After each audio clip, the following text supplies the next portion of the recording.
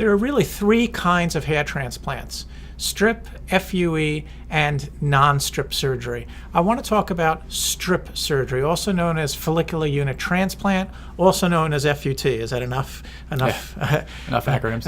Exactly. Enough words. Well, the reason it's given a lot of names, it's because it's evolved quite a bit over the past 20 or so years. What strip surgery is referring to is the method of taking the donor area from the back of the head.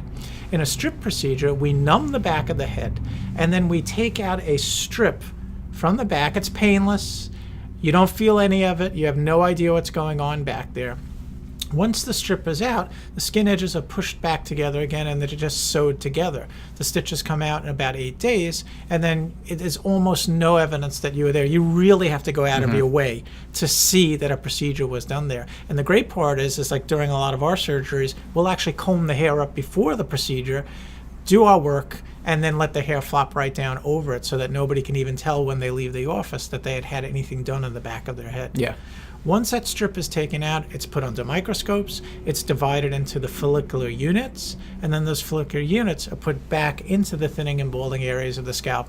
And that's about it. And I think it's important to understand that because of everything you've just described, the FUT approach is the absolute gold standard in our field. The process of taking that very narrow strip and closing it up and leaving all of that tissue above it, below it, and around it untouched and available for future surgeries.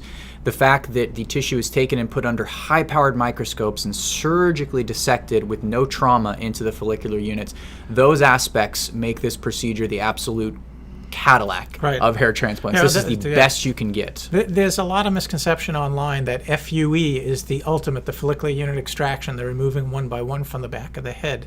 But it isn't true. The best is the follicular unit transplant, the strip, because there's so much less trauma involved.